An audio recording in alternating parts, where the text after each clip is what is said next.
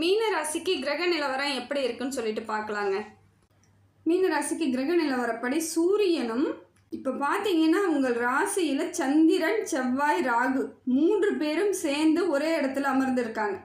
இப்போ இதனால் எப்படி ஒரு மனமாற்றம் ஏற்படும் பார்த்தீங்கன்னா, மனசுக்குள்ளே ஒரு மாதிரியான திகிலான அமைப்பு இருக்கும். சந்திரனால் மனசு எப்பயும் ஒரு சிந்தனைகள், எப்பயுமே ஒரு பழைய நினைப்புகள், இல்லை தேவையில்லாத சிந்தனைகள், இல்லை நமக்கு எதுவுமே கிடைக்கலன்ற ஒரு தாழ்வு மனப்பான்மை, இதை மாதிரியான எண்ணங்களை சந்திர பகவான் கொடுக்குறார். இதுக்கு நீங்கள் இடம் கொடுக்கவே கூடாதுங்க. சந்திர பகவான் கொடுக்கறது அந்த அவரோட மனநிலைமையை நம்மளுக்கு உதறி விடுறார். உங்களுக்கான மனநிலையே சரியாக நிரந்தரமாக இல்லாமல் ஒரு தடுமாற்றமான அமைப்பை ஏற்படுத்தி கொடுக்குறார். இது உங்களுக்கு பலவீனத்தை ஏற்படுத்தும். வெற்றிக்கான பாதையை நீங்கள் தேடி செல்லும் பொழுது இதை மாதிரி மனசு தடுமாறுது, இல்லை மனசு அலைப்பாயுதுன்னும் பொழுது அது ஸ்டாப் ஆக வாய்ப்பு இருக்குதுங்க. வெற்றியை நம்ம தேட முடியாது. சிந்தனை சிதறலாயிடும். சிந்தனை சிதறலாகும் போது நம்ம எதை நோக்கி பயணம் பண்ணுறோம், எதில் குறிக்கோளாக இருக்குமோ அது நமக்கு புரியாமல் போயிடும். அதனால் முடிந்த வரைக்கும் சந்திரன் உங்கள் ராசியில் இருக்கிறதுனால சில விஷயங்களை நீங்கள் கட்டுப்பாடாக தாங்க இருந்தாகணும். மனசை ரொம்ப கட்டுப்பாடாக வச்சுக்கணும். எல்லாத்துக்கும் ஆசைப்படும். தேவையில்லாததுக்கெல்லாம் ஆசை வரும், சம்பந்தம் இல்லாததுக்கெல்லாம் ஆசைப்பட்டு வரும். சில விஷயங்கள் நீங்கள் ஈடுபடும் பொழுது அது உங்களுக்கு அவமானங்களை ஏற்படுத்தி கொடுத்துடலாம். அதனால் முடிந்த வரைக்கும் மனக்கட்டுப்பாடு ரொம்ப ரொம்ப முக்கியம். அதே போல் எது வேணும் எது வேணான்றதையும் நீங்கள் முடிவு பண்ணிக்கணும். ஒரு சிலது உங்களுக்கு பொருள் விரயமாகக்கூடிய சூழ்நிலை ஏற்படுத்தி விட்டுடும்.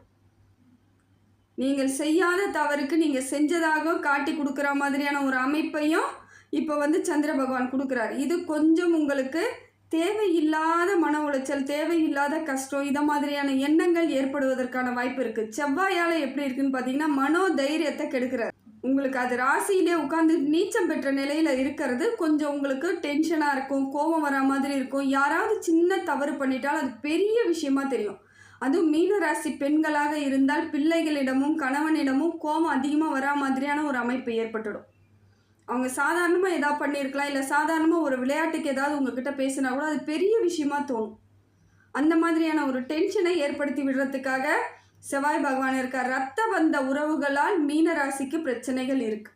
அது சொத்து பிரச்சனையாக இருக்கலாம், சாதாரண பேச்சுவார்த்தையாக இருக்கலாம். ஏதோ ஒரு வகையில் அவங்க உங்ககிட்ட கொஞ்சம் கடுமையாக நடந்துக்கிற மாதிரியான ஒரு அமைப்பை உங்களுக்கு செவ்வாய் பகவானால் வருது. மிச்சப்படி ஒரு கவலை இல்லைங்க. ஆனால் பொருளாதார மாற்றம் நல்லா இருக்குது. வேலை கிடைக்க வாய்ப்பு இருக்குது.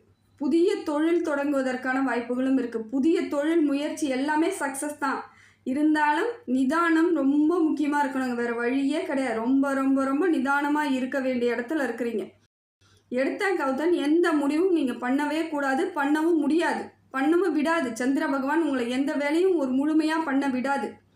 எப்போ பார்த்தாலும் டென்ஷனாகவே இருக்கும், அறகுறை வேலையாக இருக்கும். ஒரு வேலை செய்யும் பொழுது அதில் திடீர் நம்பிக்கை இழப்பு ஏற்படும். இதை மாதிரியான அமைப்பை சந்திர பகவான் கொடுக்குறார். ராகு பகவான் எப்படி இருக்காருன்னு பார்த்தீங்கன்னா, மனசுக்குள்ளே ஒரு பயத்தை ஏற்படுத்துகிறார். ஆனால் பொருளாதார மாற்றம் இருக்குது. பொருளாதாரம்லாம் நல்லா இருக்குது. வேலை வாய்ப்பு ஏற்படும். உங்களுக்கான மனசுக்குள்ளே ஒரு பயத்தை மட்டும்தான் அவரும் கொடுக்குறாரு. இப்போ மனசு விஷயமாக எல்லாமே ஒரு குழப்ப நிலையில் இருக்குதுங்க. மனசு சரியாக இருந்தால் மட்டும்தாங்க எதுவாக இருந்தாலும் செய்ய முடியும். அந்த முதல்ல புரிஞ்சுக்கணும் மீனராசி. வேறு வழியே கிடையாது. மன சஞ்சலங்கள் அதிகமாக இருப்பதற்கான வாய்ப்புகள் இருக்குது. நெருக்கடி கிடைச்சிரும். அப்புறம் தேவையில்லாத ஒரு நெருக்கடியில் மாட்டிக்கின மாதிரி ஒரு சஞ்சலம் ஏற்படும். அதுக்கெல்லாம் இது பண்ணக்கூடாது. தைரியமாக இருக்க வேண்டிய நேரம் இது. ரொம்ப தைரியமாக தான் இருந்தாகணும். எதற்கும் பயம் இல்லாமல் இருக்க வேண்டிய இடத்துல இருக்கிறீங்க. அடுத்தது பார்த்தீங்கன்னா சூரியன், புதன், குரு 3ம் ஒன்றாக சேர்ந்து உங்களுக்கு 2ஆம் இடமான மேஷத்தில் இருக்குது. இது சூரியன் உச்சம் பெற்றிருக்கார். இது உங்களுக்கு நல்ல மாற்றங்க. சூரியன் பலமாக இருக்கிறார். அப்படி இருக்கும்போது உங்களுக்கு சந்திரனாலும் செவ்வாயாலும் எவ்வளோ பெரிய பிரச்சனை வந்தாலும் சூரியன் அதுக்கு ஈடு கொடுக்குறார்.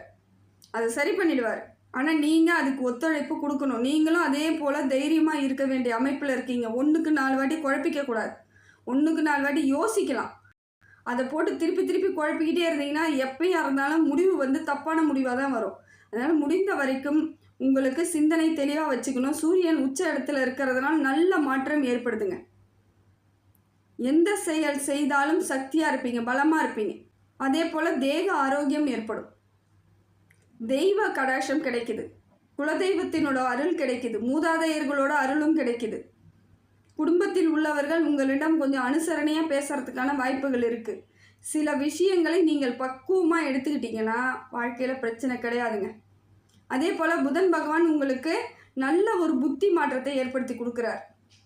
தொழில் வளர்ச்சி, எப்படியெல்லாம் தொழிலை நம்ம சரியாக பண்ணணும், எதுலெல்லாம் நம்ம சக்ஸஸ் பண்ணணுன்றத புத்திசாலித்தனமாக ஏற்படுத்தி கொடுக்குறார் புதன் பகவான்.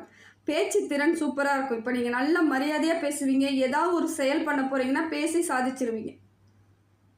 அது சூரியனோட புதன் சேர்ந்து இருக்கிறது இன்னும் உங்களுக்கு பலம் தாங்க, பலவீனமே கிடையாது. ரொம்ப மாற்றத்தை ஏற்படுத்தி கொடுக்கக்கூடிய காலகட்டத்தில் இருக்குது. குரு பகவானால் உங்களுக்கு வெற்றி தாங்க. ஏன்னா உங்கள் ராசிநாதனே குரு பகவான் உங்கள் ராசிலே இருக்கிறது கொஞ்சம் நல்ல பலம் தான். இருந்தாலும் தேக ஆரோக்கியத்தை மட்டும் பார்த்துக்கணும், வேற ஒன்றும் கிடையாது. ஆனால் சூரியன் உங்களுக்கு தேக ஆரோக்கியத்தை கொடுக்குறாரு. குரு பகவான் ஒரு மாதிரி உடம்புக்கு அப்பப்போ சின்ன சின்ன பிரச்சனைகள் வந்தாலும் பெரிய பிரச்சனைகள், பெரிய பாதிப்புகள் ஏற்படாது.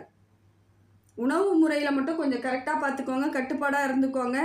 எல்லாத்தையும் சாப்பிடணும்னு ஆசை வரதான் செய்யும். ஒரு சில விஷயங்கள் எது உங்களுக்கு ஒத்து போகுமோ அதை மட்டும் எடுத்துக்கிறது நல்லது. திருமண யோகம் உண்டாகுதுங்க. குரு பகவானால் உங்களுக்கு திருமண யோகம்லாம் இருக்குது, குழந்தை பாக்கியம் இருக்குது. படிக்கக்கூடிய பிள்ளைகள்லாம் நல்லா தெளிவாக படிப்பாங்க. அதே போல் மீனராசிக்காரர்கள் ஆசிரியர் ஆகிறதுக்கு, பேராசிரியர்கள் ஆகுவதற்கு இந்த மாதிரியான வாய்ப்புகள்லாம் அதிகமாக இருக்குது. ஏன்னா குரு பகவான் இல்லையா உங்கள் ராசிநாதன், அதனால் குருவாக செயல்படக்கூடிய எல்லா இடத்துலையும் நீங்கள் இருப்பீங்க. அது எந்த இடமா வேணாலும் இருக்கலாம். கோர்ட்டில் வக்கீலாக கூட இருக்கலாம், நீதிபதியாக கூட இருக்கலாம்.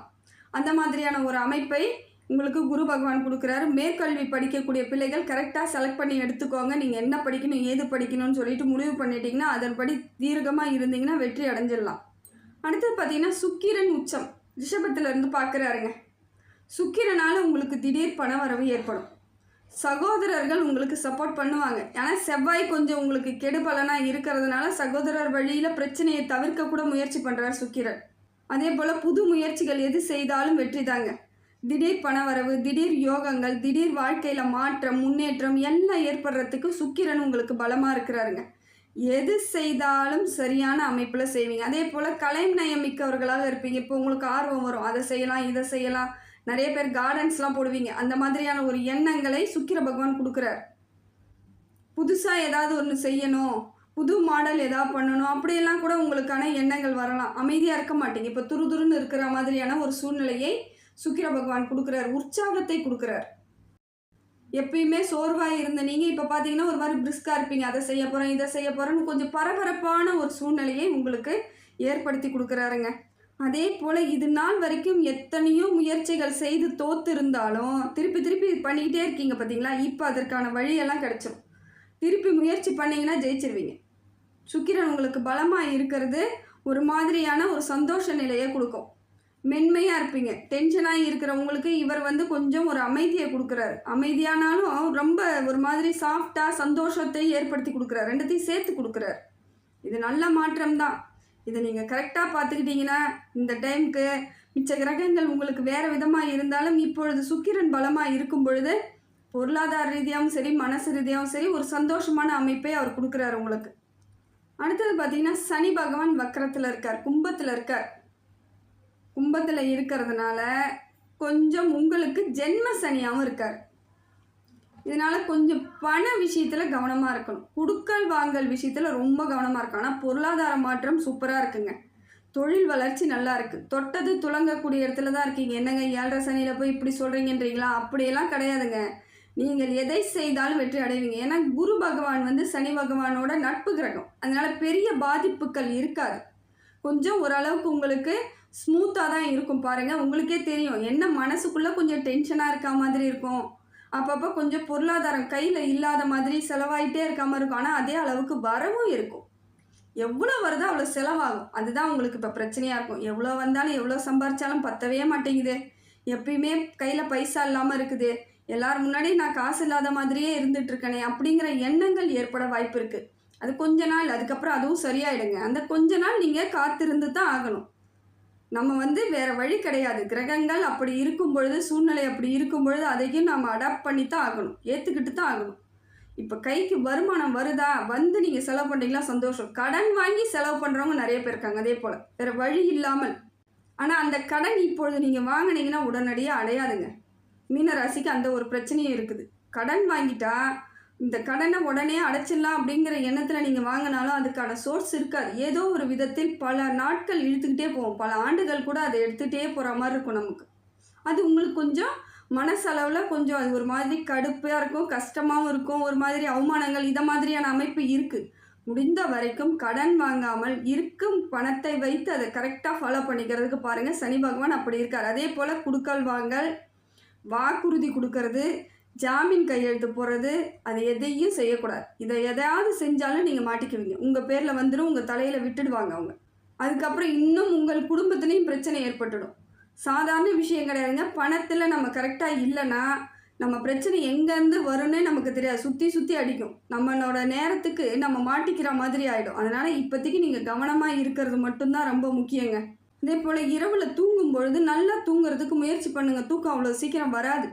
பிரச்சனையே இல்லைன்னாலும் உங்களுக்கு தூக்கம் வராது. உடல் பயிற்சி நிறைய பண்ணி ஆகணும், வேறு வழி கிடையாது. எவ்வளோக்கு எவ்வளோ உடற்பயிற்சி பண்ணுறீங்களோ சனி பகவானால் உங்களுக்கு விலகல் ஏற்படும். இல்லைனா சும்மா டென்ஷன்லேயே இருந்துக்கிட்டு தூங்க முடியாமல் ஹாஸ்பிட்டலுக்கு போகிறது, இதை மாதிரியான பிரச்சனைகள் ஏற்பட்டுடும். எது ஒன்றும் நீங்கள் கையாளும் விதத்தை சரியாக கையாண்டிங்கன்னா பிரச்சனை தீர்ந்துடும். அதே போல் ஆன்மீகத்தின் மீது நிறைய ஈடுபாடு வரும். இப்போ அதை நீங்கள் கரெக்டாக பயன்படுத்திக்கோங்க, வேறு வழி இல்லை. கோவில்களுக்கெல்லாம் நிறைய போகணுன்ற எண்ணமும் வரும், அதை மாதிரி அமைப்பும் ஏற்படுது. இப்போ சனி பகவான் உங்களுக்கு ஆன்மீக சிந்தனையை அதிகமாக தூண்டி விடுறாரு. தேக ஆரோக்கியத்தை கண்டிப்பாக நீங்கள் பார்த்து தாங்க ஆகணும். சின்னதாக ஏதாவது ஒரு பிரச்சனை வந்தாலும் உடனடியாக மருத்துவரை பார்த்தே ஆகணும், வேறு வழி இல்லை. ஆனால் ஆயுள் தீர்க்கம் உண்டாகுது. பிரச்சனை ஆயுளில் ஒரு பிரச்சனையும் கிடையாது. என்ன உடம்பு ரீதியாக அப்பப்போ ஏதோ பாடாப்படுத்துகிற மாதிரியான ஒரு எண்ணங்கள் ஏற்பட்டுக்கிட்டே இருக்கும். இதனால் மனக்கவலை இருக்கும், உணவு சரியாக சாப்பிட மாட்டீங்க, தூங்க மாட்டீங்க, ஒரு சந்தோஷம் இல்லாத ஒரு விரக்தியான அமைப்புக்கு போகிற மாதிரியான ஒரு சூழ்நிலை ஏற்படும். அதுக்கெல்லாம் நீங்கள் இடம் கொடுக்கவே கொடுக்காதீங்க. ஏன்னா இருக்கக்கூடிய காலங்கள் எல்லாம் உங்களுக்கு நல்லா தாங்க இருக்குது. அது சரியாக பயன்படுத்திக்கோங்க. எது வேணாலும் நடக்கட்டும். இது நாள் வரைக்கும் எவ்வளோ பிரச்சனையை சந்திச்சிட்டிங்க, புதுசாக எதுவும் உங்களுக்கு பிரச்சனை கிடையாது. அப்படி இருக்கும் பொழுது அந்த பழைய பிரச்சனைகளை மனசில் வச்சுக்கிட்டு பயந்துக்கிட்டே இருந்தீங்கன்னா காலம் ஓடாது. காலம் வேணால் ஓடலாம், சந்தோஷமாக காலமாக இருக்காது. அதனால் முடிந்த வரைக்கும் இன்றைக்கி என்ன நடக்குது ஏது நடக்குதுன்னு சிந்தித்து செயல்பட்டிங்கன்னா வாழ்க்கையில் ஜெயிச்சிடலாங்க. அதே போல் நிம்மதியையும் ஏற்படுத்திக்கலாம். இந்த காலகட்டத்தை நீங்கள் கையாளும் விதம் கரெக்டாக இருக்கணும். அடுத்தது பார்த்திங்கன்னா கேது பகவான் 7வது இடத்துலேருந்து பார்க்குறாருங்கள் உங்கள் ராசியை. 7ஆம் இடமான கன்னி ராசியிலேருந்து பார்க்குறாரு. இது என்ன பண்ணுதுன்னு பார்த்தீங்கன்னா, தேவையில்லாத உறவுகள், ஏற்கனவே இருந்த பிரச்சனைகள் எல்லாம் தூண்டி விட்டுட்ருக்கும். இப்போ புது பிரச்சனை வருதோ இல்லையோ, பழைய பிரச்சனைகள் கொஞ்சம் அமைதியாக இருக்காமல் இருக்கும். பார்த்தீங்கன்னா இப்போ எல்லாம் திருப்பி உங்கள்கிட்ட சின்ன சின்ன விஷயத்துக்கு கூட பிரச்சனை பண்ணுறதுக்கு வாய்ப்புகள் இருக்குங்க. அதே போல் குடும்பத்துக்குள்ளேயும் சின்னதாக வாக்குவாதம் ஏற்படும். கணவன் மனைவி இடையே ஏதோ ஒரு விதத்தில் ஒரு அண்டர்ஸ்டாண்ட் இல்லாத மாதிரியான அமைப்பு ஏற்படும். என்ன இருந்தாலும் ஆனால் பிரிய போகிறதில்ல, ஆனால் அப்பப்போ மனசுக்குள்ளே ஒரு கவலைகள் வந்துக்கிட்டே இருக்கும். ஏன்னா மீனராசிக்காரர்கள் அவ்வளோ சீக்கிரம் துணையை பிரிய மாட்டாங்க. ஏதோ ஒரு விதத்தில் அடாப்ட் பண்ணிக்கிட்டு அண்டர்ஸ்டாண்ட் பண்ணிக்கிட்டே போய்கிட்டே தான் இருப்பாங்க. வாக்குவாதம் பண்ணாலும் எது பண்ணாலும் அவங்க மனசு கொஞ்சம் இலகின மனசு, அதனால் கொஞ்சம் அட்ஜஸ்ட் பண்ணிக்குவாங்க. இருந்தாலும் சில சமயங்களில் இது கேது பகவானால் ஒரு கணவன் மனைவியிடையே அடிக்கடிக்கு பிரச்சனை வர்றதுக்கான வாய்ப்புகள் இருக்குது. கொஞ்சம் அமைதியை நீங்கள் நிலைநாட்டித்தாங்க ஆகணும். இந்த இடத்துல கொஞ்சம் அமைதியாக தான் இருந்தாகணும். காலம் போயிடுச்சுன்னா, கொஞ்சம் காலம் போயிடுச்சுன்னா அதுக்கப்புறம் பிரச்சனை சரியாயிடும், புரிதல் ஏற்பட்டுடும். அதே போல் குடும்ப பிரச்சனையை 3வது நபரிடம் எடுத்துகிட்டு போகக்கூடாது.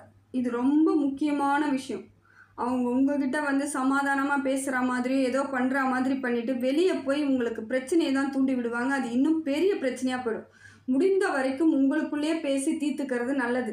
குடும்ப உறுப்பினர்களோடு நிறுத்திக்கிறது நல்லது. 3வது ஆள் வெளிநபர்கள் உங்கள் குடும்பத்துக்கு பஞ்சாயத்துக்கு வரக்கூடாது. நீங்களும் மற்றவர்கள் பஞ்சாயத்துக்கு போகவே கூடாது. இப்போ இருக்கக்கூடிய நேரத்துக்கு நீங்கள் அப்படித்தான் இருந்தாங்கன்னா வேறு வழியே கிடையாதுங்க. செவ்வாயும் ராகுவும் ஒன்றாக இருந்து சில உங்களுக்கு தடுக்கிறது, இல்லை டென்ஷன் ஆகிறது, கோபம் வர்றது, இதை மாதிரியான பிரச்சனைகளை தடுக்கணும்னா முருகன் வழிபாடு சிறப்பு. வேறு ஒன்றுமே வேணாம். செவ்வாய்க்கிழமையில் முருகனுக்கு வழிபாடு பண்ணுங்கள். வீட்டில் சின்னதாக ஒரு வேல் வாங்கி வச்சு தினம்தோறும் பால் அபிஷேகமோ இல்லை அபிஷேகமோ பண்ணிவிட்டு ஒரு கல்கண்டு இல்லை முந்திரி பருப்பு ஏதோ ஒன்று வச்சு பூஜை பண்ணுங்கள். கூடிய விரைவில் உங்களுக்கு பிரச்சனைலாம் தீர்ந்துருங்க. உங்களுக்கு அந்த அளவுக்கு பெரிய பிரச்சனைகள் இல்லாமல் ஸ்மூத்தாக கொண்டுட்டு போயிடுவார். அதே போல் சனிக்கிழமையில் நீங்கள் எண்ணெய் அபிஷேகத்துக்கு கொடுக்கலாங்க. இல்லையா நல்லெண்ணெய் தீபம் ஏற்றி வச்சுட்டு வாங்க. நல்லெண்ணெய் அபிஷேகத்து நவகிரகங்கள் இருக்கக்கூடிய சனி பகவானுக்கு அபிஷேகத்துக்கு நீங்கள் நல்லெண்ணெய் வாங்கி கொடுக்கலாம். அப்படி என்னால் முடியாதுங்கன்னாங்க அபிஷேகத்துக்கு கொடுத்துட்டு வாங்க. இது விளக்கு ஏற்றி வச்சுட்டு வாங்க. கூடிய விரைவில் பிரச்சனை தீர்ந்துடும். எல்லாத்தையும் பெரிய பிரச்சனையாக கொண்டுட்டு போகக்கூடாது. உங்கள் மனசை நீங்கள் தான் திடமாக வச்சுக்கணும்.